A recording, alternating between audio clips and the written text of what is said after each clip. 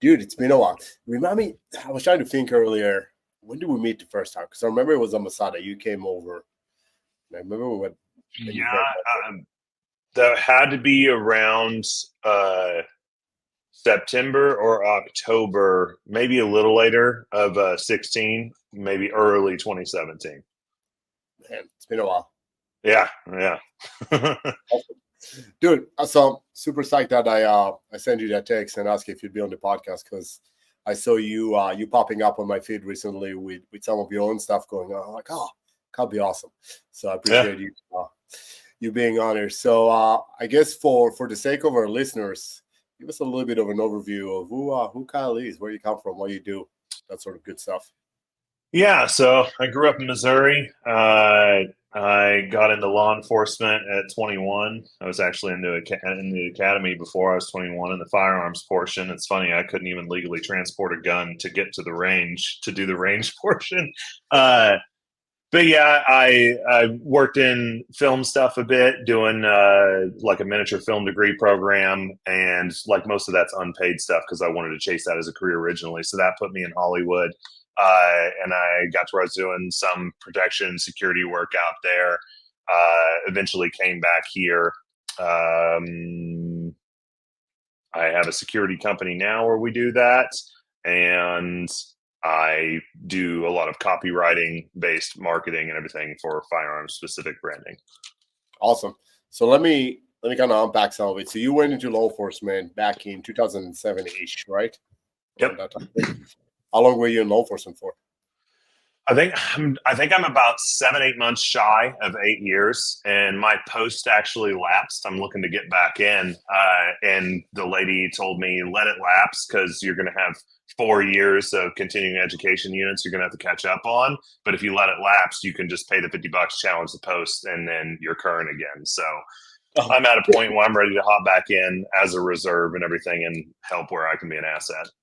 awesome. So, and that's in Missouri, right? So, is this a Mm-hmm. sheriff office or a police department? Yeah, I did a little bit with the police department. It's actually a funny thing about how reserves can work, which you know this obviously, but I was able to have a reserve here in a small town that got me my carry rights in the state of California through Leosa and everything. So it allowed me to walk around where in LA County, Sheriff Baca at the time, he didn't give a rat's ass who you were. You're not going to have a CCW. So people would like forge addresses in like Santa Ana area to get that sheriff to approve it over Orange County. And so this is my back door in, and that allowed me the carry opportunities out there. So I was actually living in Hollywood, no, Studio City at the time, over the hill, and doing gigs like that where I could be armed just for being in reserve here. My brother's a pilot, so I flew under his buddy passes or whatever. So it's like $140 round trip. And I'd fly home to Missouri, and I'd be here for 4 to 10 days, and I'd work the last 2 days of the month, the first 2 days of the next month, and then in, about 55 days, I'd come back and do it all over again to actually maintain that reserve status. Oh, that's awesome.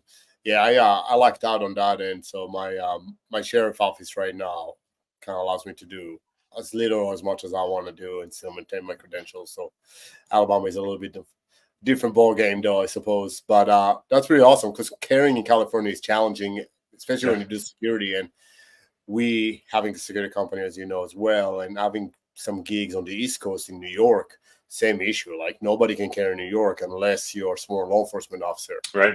So that really limits the possibilities for armed security. So opens Yeah. an opportunity for us, though. Awesome. So why'd you get out of law Um, enforcement?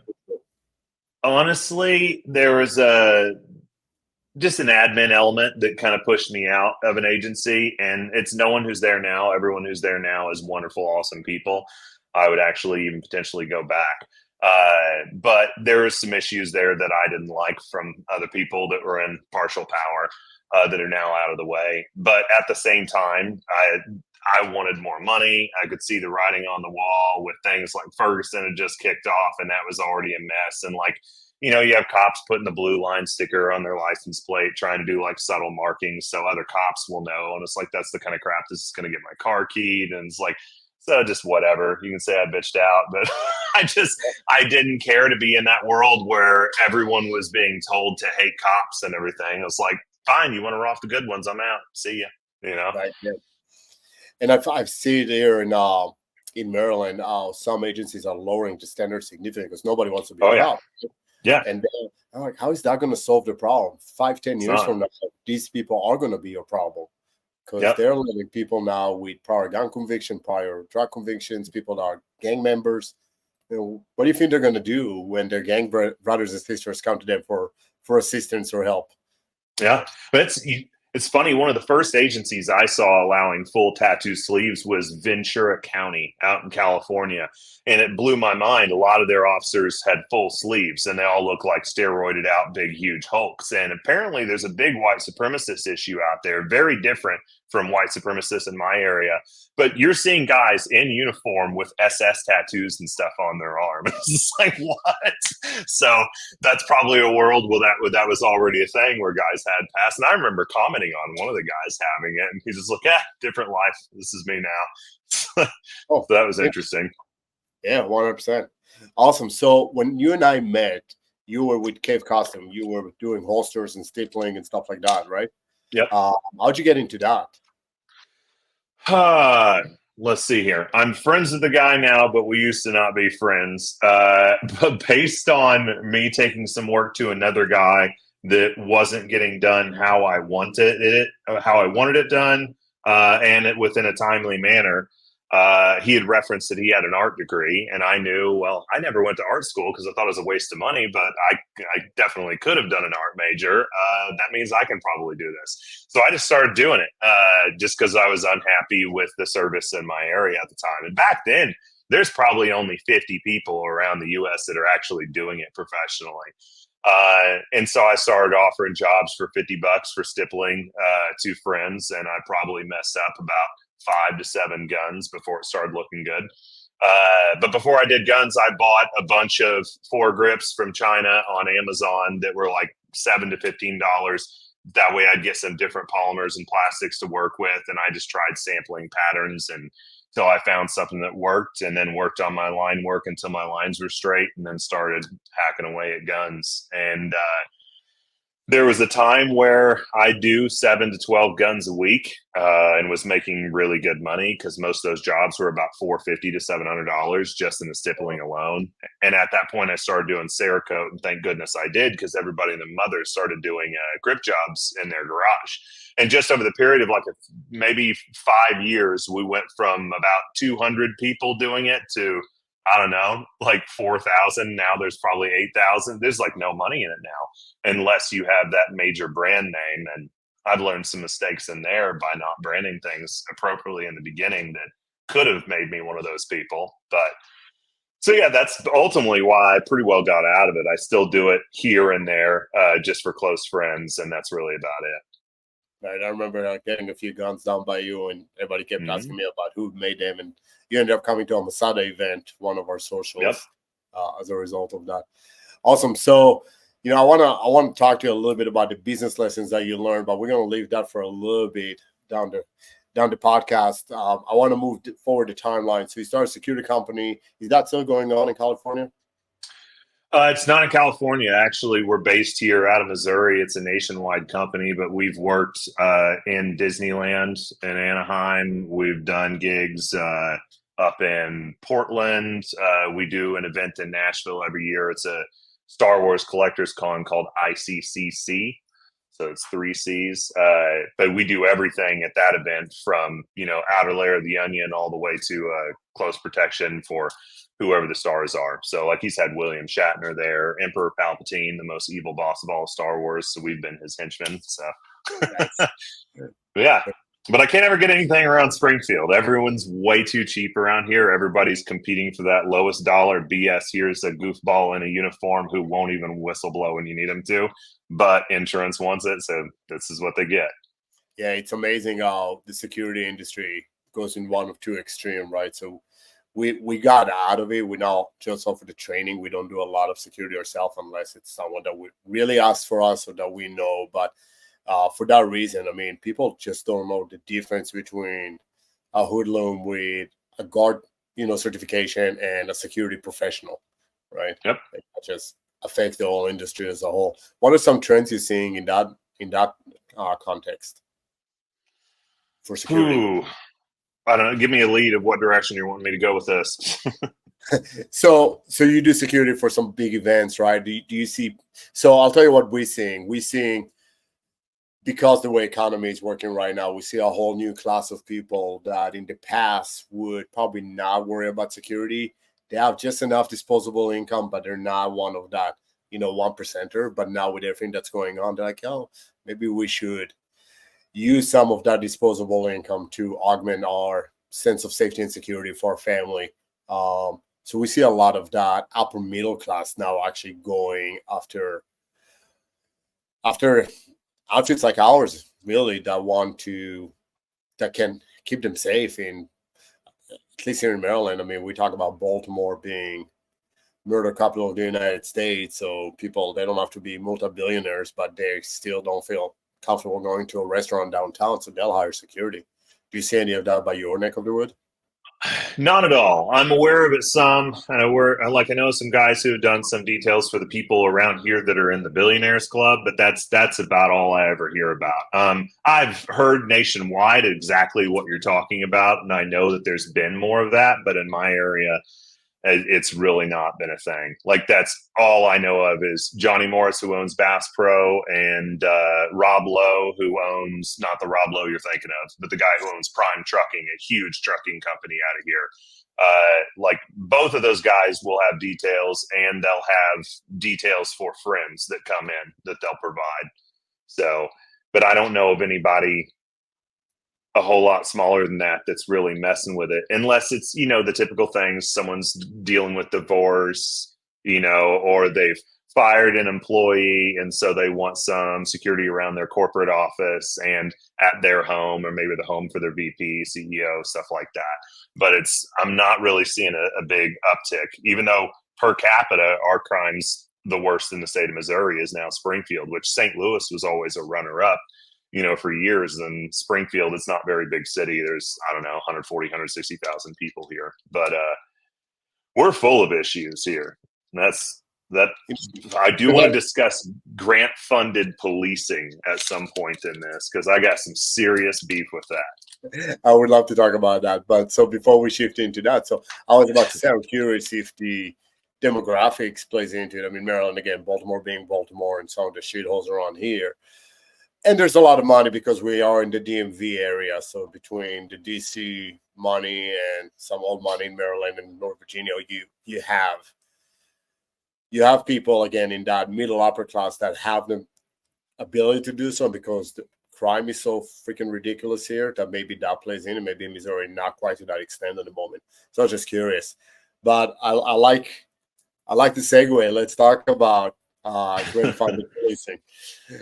So I'll tee that off. I'll be honest. I'm sure you remember, but when Minneapolis came up with the defunded police movement, and I'm like, I posted at the time, I need to find it, and maybe I can add it to this podcast, the post I put. I'm like, I think we're in for the most exciting social experiment in a long while. And sure enough, Yeah. what was it?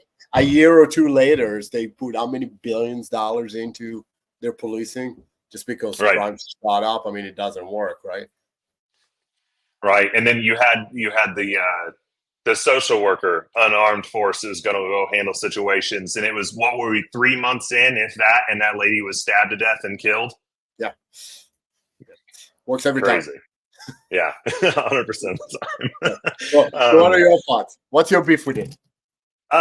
So I think it's destroyed the safety of the public. I think it's 100% the cause. So basically, for those that don't know how grant-funded policing works, and grants in general, you show that you have a problem, and then the state or the federal government will come in with additional funding to help you make said problem go away.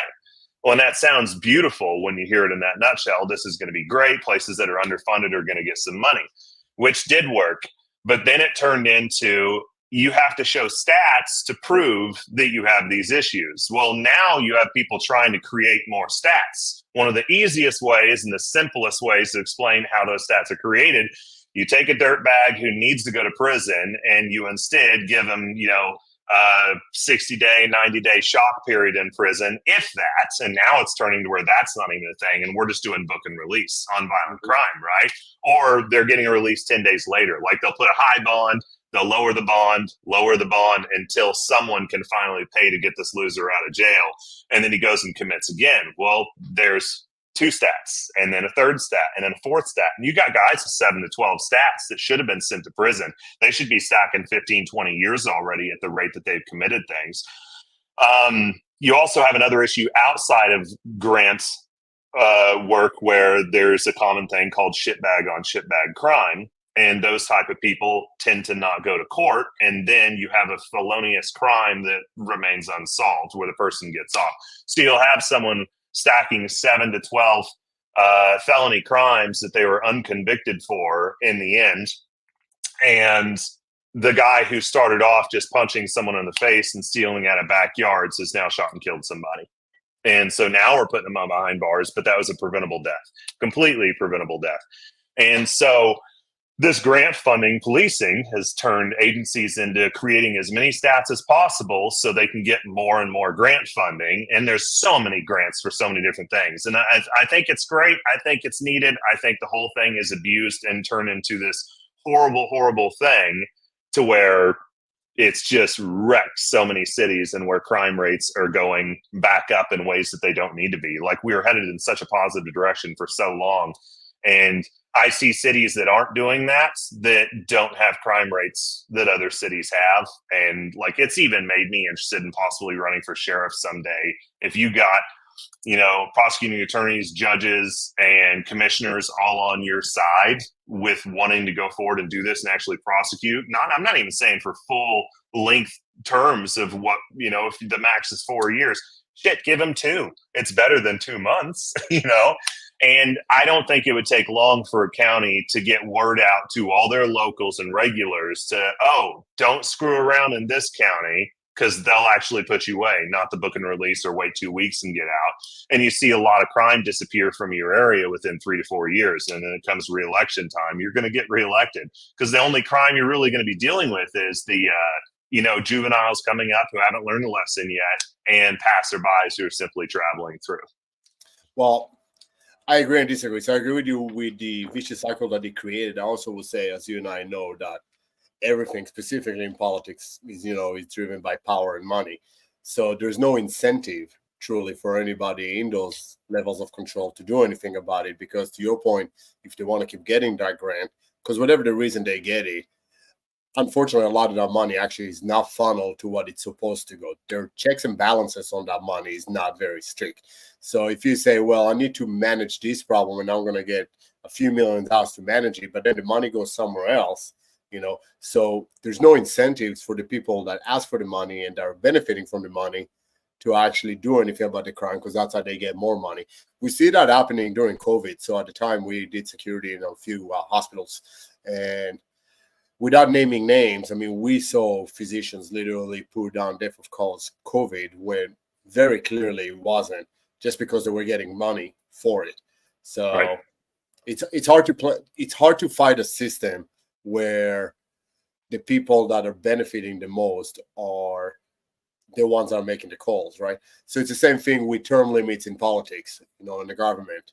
Nobody that's in office right now in his right mind is going to sign on term limits because it's going to put them out of job, right? It's their paycheck. Yeah, that's the people should be voting on that, not the people who's right. 100%. I did hear one person say that, he made a suggestion which I thought made sense. He's like, okay, whoever is in government right now gets grandfathered in. If you keep getting elected, then there's no term limit. But everybody new coming in that hasn't been part of it in the past, there's a 2-term limit, just like the president. And, so then everybody that's in there at the moment is more likely to actually vote for it because it doesn't affect them. And they do see the greater good, you would hope.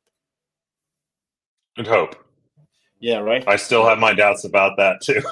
Right. Common sense ain't that common, unfortunately. So, no, I hear you 100%. It was funny, though, during COVID, like a person slipped and fell, and they're like, COVID-induced fall. I'm like, what the fuck? Wow. Yeah. So, It was stupid, but they got a shitload of money, and that's also how numbers, talk about increasing fear in the general population, right? Because now the numbers of at the time COVID, right, were inflated way up, which now after the fact everybody's talking about it, right? Well, it wasn't really that bad, and we didn't have morgues filled with people. Now we're dying from COVID. Not to say that there weren't people that did die from COVID, right? I'm not diminishing that. Right. I'm just now we're so inflated Oh that yeah. and it just to create mass hysteria. Now everything that's coming out with the vaccine as a result, right? It's just a matter of controlling people at the end of the day, right? Yep. So, well, if you're enjoying this episode, please go ahead and make sure to subscribe to our channel. Make sure you like it. And if you can, comment on this show. It does help our rating, which allows us to get in front of more people, bring some cooler guests for you guys to listen to, and overall benefit everybody around. Let me do a little segue, because you when you and I started chatting again a couple of weeks ago, you told me something in an email which I was not aware of, about some struggles that you had, some of it associated with your duties as a law enforcement officer, but also made worse by the loss of a close friend, and that puts you in a bad place, and some resources that you found. Do you mind kind of taking us through the story, like the evolution of what put you in the bad place, what kind of bad place was it, and what you do about it? Yeah, feel free to cut me off at any point and redirect me if I get lost and stuff. So, I noticed probably about 6 years ago, I got to where I didn't care to watch people die in videos anymore.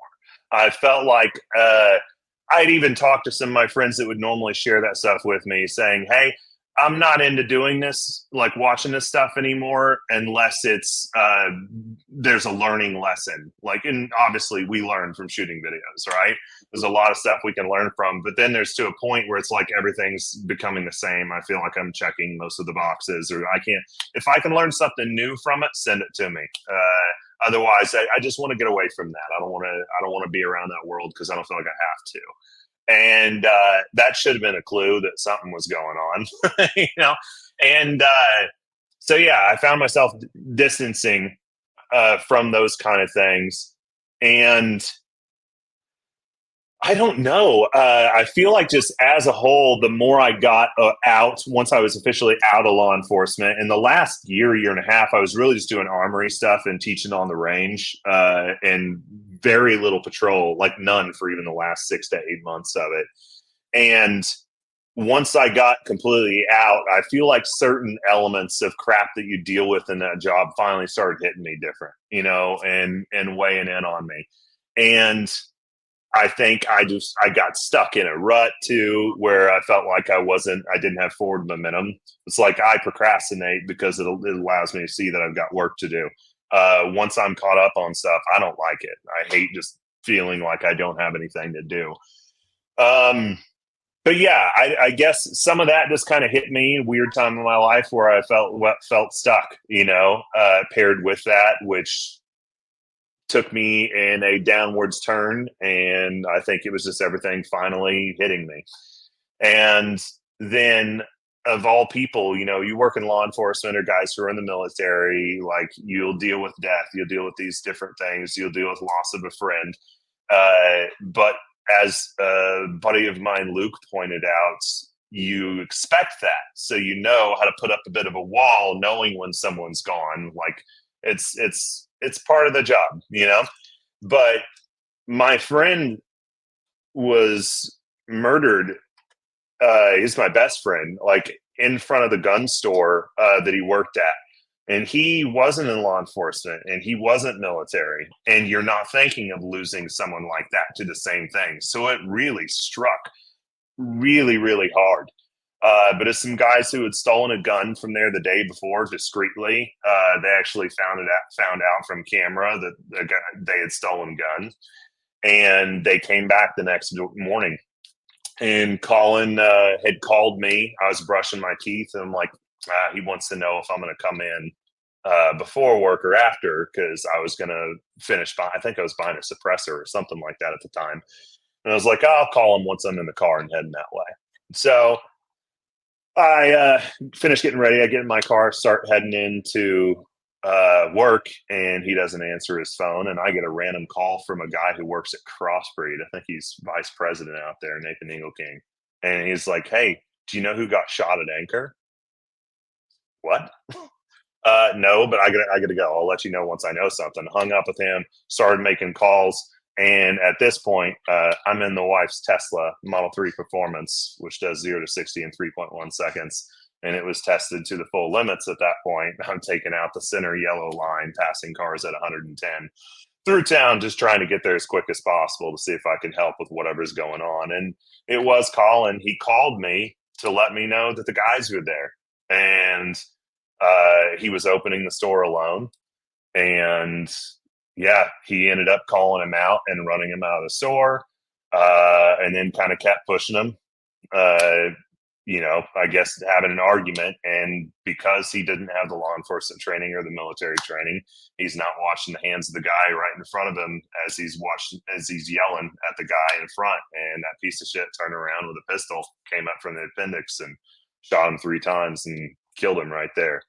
And that put me that was like the catalyst to everything, where it was just a dark period for quite a while. And 2 of my friends, Andrew Morgan and Tom Stilson, both are with Greene County Sheriff's Office here in town. Tom's on SWAT.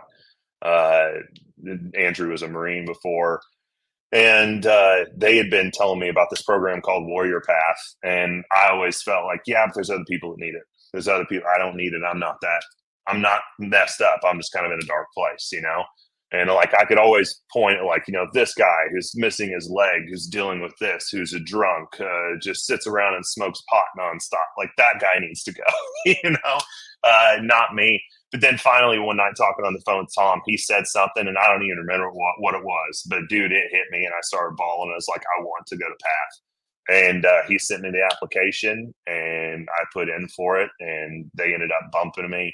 They called me to do my interview and I didn't realize how bad I was. Once she asked me a few things for my interview portion to get in, I just started bawling.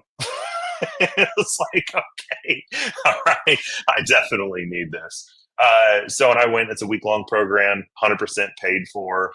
Companies like Boeing are huge in backing it with lots and lots of money.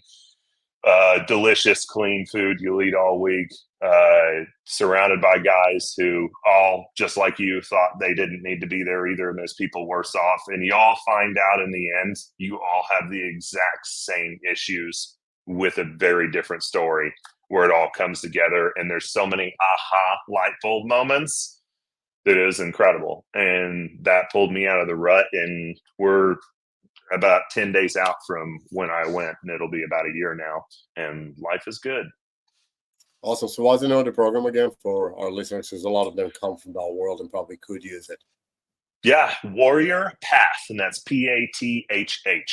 And Path is all capitalized, if that helps you find it. If you're looking for it, it's also put on by Boulder Crest Foundation. And they have locations all around the U.S. I was actually the 5th class out of Dallas, Texas. They've got them in Atlanta, just outside of D.C. They're all over the place. Like Florida has one. Yeah. No, I can. Once I can relate, nobody can actually fully relate to anything because these are such individual events and experiences, right? But being in the military, especially deploying again this past October, which I always say kind of close the circle for me because we got into some stuff about 2 clicks from where I got hit in 1997. So almost 30 years later, same fucking hill, same dirt. But for years I used to say I have no issues. Like my wife used to say that I yell things in the middle of the night. People make fun when I say my wives. So not at the same time, it's ex-wives. But yeah, I came back from this one. It actually it hit different. So I finally, after 30 years, seeing a therapist. But I think everybody should, no matter for what. But programs like that certainly serve a need in the community that I'm glad is being addressed. Awesome. So it's hard to segue from that story, but I want to circle back to your business days. Yeah. Because I know you ran a few businesses. One of them almost bankrupt or bankrupt, and then you have Cave Costumes, and now you have a security company, and now you have a podcast as well, right? Tell us about the podcast because that just started, right? Yeah, it's brand new. I need to get episode 2 up. I just filmed it. But it's called the Unbound Podcast, where you're going to see a lot of veteran individuals who will come on from military to law enforcement. But then beyond that, I'm a little upset about where the Sean Ryan show has gone because he's moved into like all the little extra categories that I wanted to tap into outside the world. Because like I love all the stuff about ancient culture to aliens to Anunnaki and Billy Carson and just all that wild stuff. Like I love any of that. So that's kind of interesting seeing him do that, and government conspiracy cover-ups, all the cool elements of that, history and things that are literally going on now and happening now that you can see. So that's the direction of it. My first guest, FBI hostage rescue team, Chris Whitcomb, who was a sniper at Waco and Ruby Ridge. Awkward. Awkward subject, but it's a perspective, so let's hear it. And then my second one is Mickey Davis. I haven't even announced that, so here we go. It's getting announced here. But Mickey is a clone builder, loves building clone rifles, had a very different path. He started from airsoft and then eventually into the real gun world, big into cloning. And he's basically just a real big enthusiast into night vision and all that stuff, but super knowledgeable on, very specific era weaponry and everything around ARs and stuff. Oh, very cool. Awesome. So you just started that. So what are some lessons that you learned as far as running a business? Because you said your first business, which we didn't talk about, but that one went under, right? Yep. So yep. I always ask this question just because most of our listeners, being Silver Savages, a lot of them are in our age group. They're business people, they're entrepreneurs. Most entrepreneurs fail or they learn some very hard lessons, right? So I always try to I tell people I don't have all the answers for you, but I made all the mistakes, so I can maybe shorten your curve a little bit. So what are some lessons that you learned? Yeah, well, just to further back what you said about things failing, Gary Vaynerchuk, which if you're an entrepreneur or a business person, you know who Gary V is. Mm-hmm. And he won't invest in a company unless the owner has failed at a business or two first. And I think that's fascinating. And I don't know that I'd necessarily agree with that if I had the money, but maybe I can see where he's talking about the lessons learned there. Because I'm a big fan of you win from your losses. You learn from your losses. You learn very little from your wins in comparison. I'm not saying that you can't learn your wins. You definitely can. You just won't learn the same amount. And in the words of Pete Blaber, the former Delta guy, author of The Mission, The Men and Me, he references getting lucky and knowing the difference between getting lucky and a win. It's like if you got lucky and you won because you got lucky, that's nothing to celebrate. It's time to go back in the team room, chat it out, figure out what the hell went wrong. Where did we get lucky? How could it have been? How badly we could have failed because of that, and how to change all that stuff up and work around it. So next time that same situation will be a win and not luck or complete failure. And I think that's fun and applies in business too. It's like when sometimes you're winning in business and you recognize it's luck, and don't pat yourself on the back. No ego there. It's luck, But I opened too late. I don't know who said this quote, but it's something along the lines of if everything is in line for your product and everything's perfect, then you launched too late. And I couldn't agree more, because I spent 8-9 months trying to find the perfect building. And about 6-7 months into that, a thing called Sandy Hook happened, which launched a crazy sales deal with the government coming out saying, hey, we're going to ban ARs and all this stuff. So everything was selling like hotcakes. So by the time I opened my store, it actually looked like I'm just a guy trying to collect some money off of that. So having good relationships with my reps wasn't really a thing, because they weren't very available, because they were slammed taking care of all their bigger stores and people that they had already had for years. And then Eventually, after that, we faced a dead period where guns just weren't selling. And I wasn't able to get enough product to make a good enough amount of money during the crazy time to continue staying afloat during the downtime. And that's where we ended up flopping.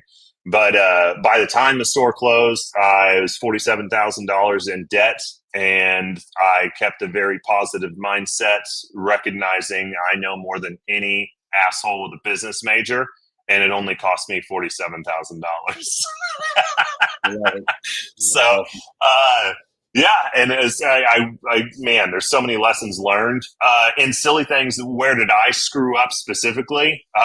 My Benchmade sales were able to pay for 60% of my bills, and for some reason, I decided to keep growing in guns and diminished my Benchmade knives. And that same world, they don't sell like they were then, but at the time they sold like crazy. And I don't know why. It's just a thing I wasn't paying attention to, even though I knew that stat. I knew how big that specific product was, how well it was doing. So pay attention to where your money is being made and keep that area with positive growth. Even if you want to focus here, you want to take 20% of profits and move them from this product to that, that's fine. But make sure that something that is a nest egg remains a nest egg. I also read a book by A. American, which is a pen name meaning angry American, called Going Home. And it was a prepper-based series where a guy is trying to get back to Ocala, Florida, however you say that. I think that's where he's from. He's up in the Panhandle. EMP strikes. Don't know if it's government related or what. And he's trying to get home. And that book is kind of written as a survival guide in a story mode. Like he's naming products, make and model of like water filter he has. So it's fascinating. It was great for me to learn a lot more about that life that I wanted to get into and hadn't paid attention to, but also made me very full of fear. The government at the time, where I was convinced something like that was highly possible, and I probably spent $12,000 of store money, to try and get everything I needed for the apocalypse, the second Civil War of America, though, whatever you want to call it. And I jumped way too deep, way too hard, and that paired with the economy and guns being super slow, no good. Didn't work out. It was always hard having a gun store because every time something would come in that I liked, I'm like, you know what, I'll just take it. The company just paid for it. Yeah. So, oh, yeah. Yeah, that's definitely part of it. You need. Some of them I don't even want. I have a problem with selling guns or getting rid of them, though, so I just hold on to them. But, ultimately, it does affect bottom line of the business, right? So you got to check your ego, check your personal interest aside, and pay just like everybody else. Discount it for yourself or pay a cost, but don't just take it. So I agree with you. That you mentioned something, and when you talked about Benchmade and you talk about going into guns, I mean, the reality is entrepreneurs go into business because it's something they're passionate about, and they naturally will gravitate towards that. And I found it to be an interesting phenomenon, psychological phenomenon, in the sense that it doesn't matter how well the business does on certain elements, they'll keep going back to what they're passionate about and neglect what makes them money. And I've seen that with my business. I mean, we have 4 divisions under the company, and at some point I had to make some hard calls and close some, even some that I liked personally, just because it wasn't making money. The ones that were making money maybe wasn't what I was most excited about initially, but that's what needed to be nourished. And it was a hard lesson to learn. Like I made a lot of mistakes and a lot of losses to get there. But to your point, failure is the best teacher sometimes. If you want to know more about what's going on behind the scenes, what we do day to day, from training to coaching to the people we hang out with, make sure to follow our social media: Instagram, Silver Savage Coaching, and YouTube, Silver Savage. See you on the other side. Well, yeah, I'll tell you a fun tip too. Now, Dr. Garrett Dutton, who was a 21-year-old employee of mine back when we started the store, he was in shoe sales at, I think, J.C. Penney's or something like that. And he applied a shoe sales tactic that used to be everywhere, and now I don't really notice it that much anymore.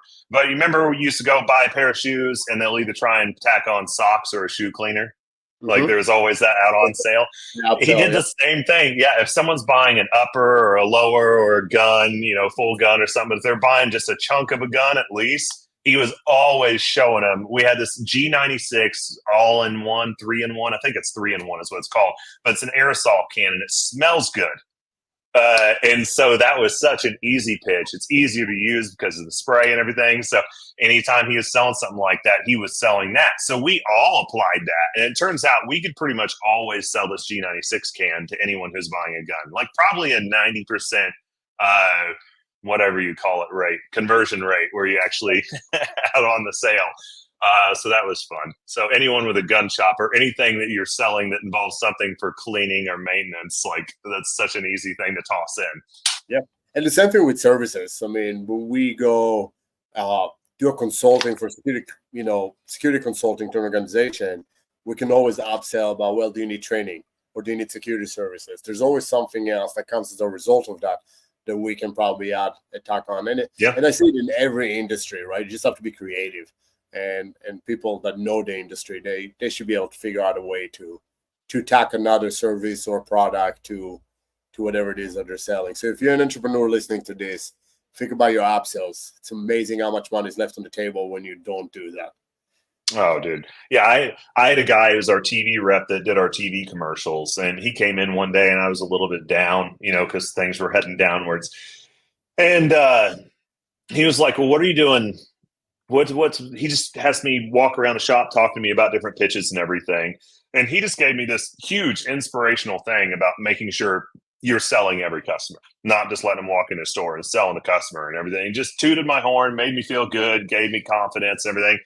Very next customer walks in the store, and instead of Brian leaving, he just stands over by the counter and just has a seat on one of her stools and watches. And he watched the person come in looking for like a $30 item and walk out with $470 in products.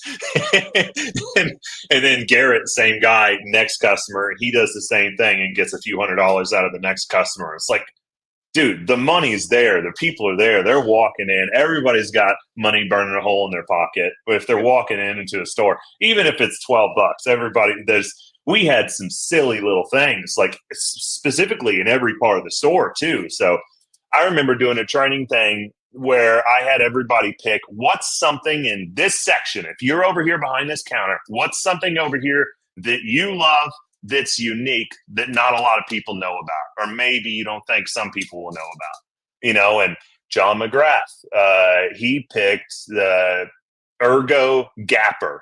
Are you familiar with that for ARs? The little gapper that goes right there in between the pistol grip and your trigger guard. And it fills in that spot so you don't get that horrible callus on your middle finger, especially when you're training, and you got guys 4 or 5 days in the week. If you don't have a grip where that's built in, it's an insanely awesome tool.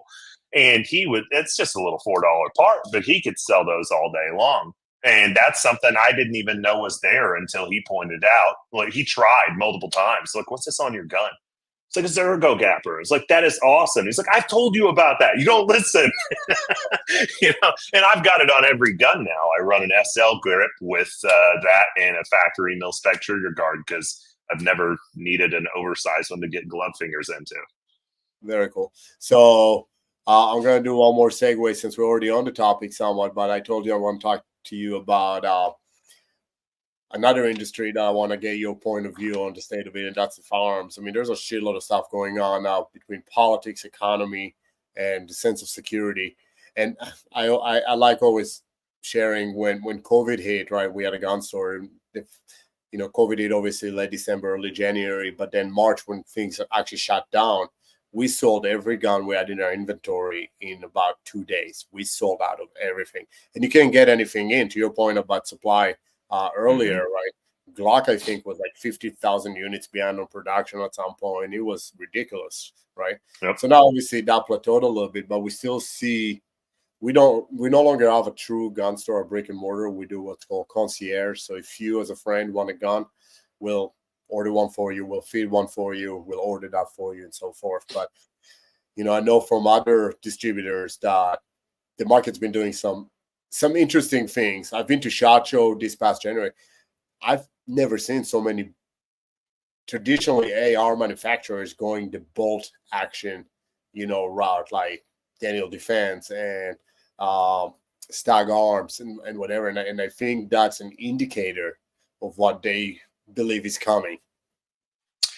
Yeah, that's an awful thought. I appreciate you pointing that out because I hadn't caught on to that, and that's disturbing. And then seeing Daniel pick up the those pistols, whatever they're called, I forget what they Yes, were. those are weird. That starts with an H or something. Yep. But that makes sense too. I had a friend who used to work at a very well-known company. Can't say his name or the company because of this message, but he said it when you get into the industry, it will blow your mind how many CEOs are running gun companies that are anti-gun, full-blown left-wing Democrats. It's just at the end of the day, they're looking for CEOs who have CEO qualities, and they don't care, and they don't mind bringing those people in. He said it will blow your mind. And then you see some of these gun companies, like you saw Colt make a really ignorant decision to stop selling their ARs. Well, for one, maybe produce your own AR in your own factory. They don't. Colt, and they started reselling them, 5 years ago, recognizing, this is stupid. We're missing out on millions of dollars. But a Colt AR is actually outsourced. Even their barrels are outsourced. All the components are outsourced. It's an assembly factory. Now, they still build their 1911s. They still build their revolvers and things like that. And they have a new, what they're calling the M5, I believe. That receiver group is built in-house. But their M4 receiver groups, I don't know this for a fact, they may not be in-house. I was up there not too long ago doing the armor class, so I finally got to see their factory. And man, just seeing all the boxes everywhere with different shipping companies, and like, it's wild. Like, a Colt's not a Colt anymore. And I'm not saying that is a brand that's being ran that way, but you kind of wonder when you just see a decision like, oh, we're going to stop doing civilian sales of AR-15s.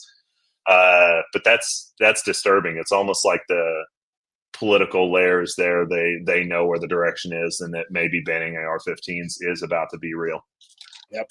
Well, the flip side of it, though, also when you go to a show like SHOT and you see how much money is in the industry, because for the big companies going that route, you see, I know for each Daniel Defense coming with a bolt action, there's probably 20 new companies doing ARs, right?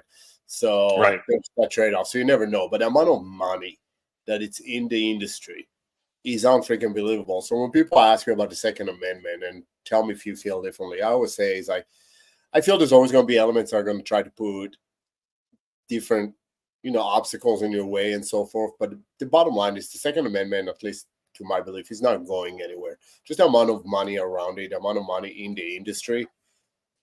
I mean, talk about those CEOs. They may not be conservative in political views, but they still want to make money. So 100%. So they're not shooting themselves in the foot in that sense. So I believe that people are always going to be able to get guns, just what kind of guns and what kind of limitations they have legally and carry them. But otherwise, I think, I don't know. I got the impression that the big names are going one way, but all the small distributors are going a different way. And then the other thing that I got out of it was there's just so much of the same. So you talk about ARs or Glock aftermarket parts, right? Every Joe Schmo that has, I don't know, has a press machine at home, he's like, oh, I can make you a Glock from a P80 and, I can sell it. So it became stupid. And you don't know what the quality is anymore, right? So there's no actual quality control. So. Yeah. Seeing a lot of big brands too not care about quality. There's an interview, and I want to be able to find this. And if anybody knows what this is who watches this, I would appreciate it if you let me know if you know where this interview is. But the CEO of SIG was interviewed somewhere.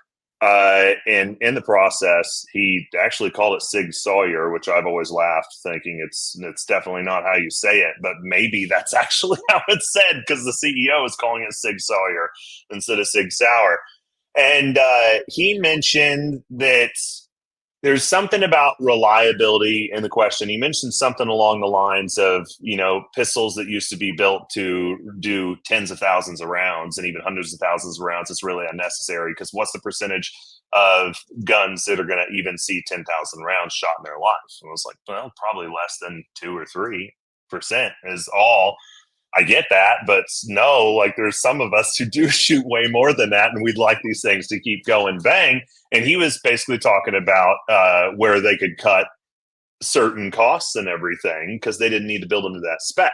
He also stated that the mil spec, they're military built guns designed for militaries and police for like the MCX and MPX. They have some slightly different components in a few places from what the civilian ones have. It's like, that's bullshit, dude. Like, I get it. Take out the full auto stuff, but like, I still want that tool steel, nice, good components in that gun because I will rattle off 100,000 rounds in this thing. Right. And man, there was another thing he had mentioned along those lines that blew my mind. Oh, talking about West German versus American. It's like the West German and German guns aren't any better. Everybody thinks that if you look at the machining now, it's way better, and the machining, blah, blah, blah. There's so much nicer it builds. The tolerances are better, yada, yada, yada. I do agree that machining looks better because we don't have machining marks, but the steel and everything they're using is not made to the German standard, which Germany requires certain export, import, or markings on it, similar to export markings, actually certifying whether the steel is of a certain grade. And a big company like SIG and HK, they actually have a government employee who has an office in their manufacturing plant who's stamping and certifying all those things because they can expedite the process by offering the person a place to work like that. But here in America, we don't do that. And I want to remind everybody the reason that Sig Sauer in Germany wasn't allowed to export anymore is because they got caught selling guns to Syria and without like UN approval or NATO approval, something like that.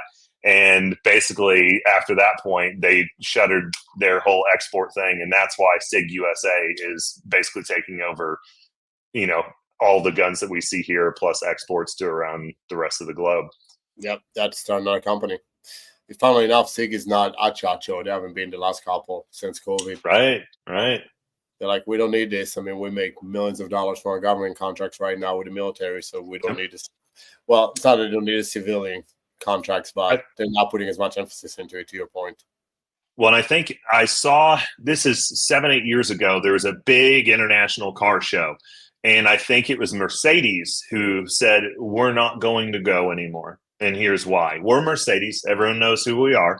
You're going to find us and look us up. You get these cars, put them in shipping containers and toss them all around the world to do this and look at the amount of money. And it's like to get a booth like the size on the floor next to SIG is $30,000. So imagine how much SIG had to pay for the giant booth they had, right? Mm-hmm. And like, what's that carpet cost? That 2-inch, 3-inch tall padded carpet where everyone just wants to stand on it to get a break, like I can't imagine the total cost of all that goes into it. But Mercedes said, hey, we're not going to do it anymore. I was like, oh no, this is going to be the death of trade shows. It's going to happen to guns and everything. And so that was interesting when SIG came out and did the same thing. And I don't know if Mercedes stuck with it or not, but they're right, and Bravo Company hasn't ever gone to SHOT Show to my knowledge, and everybody knows who BCM is.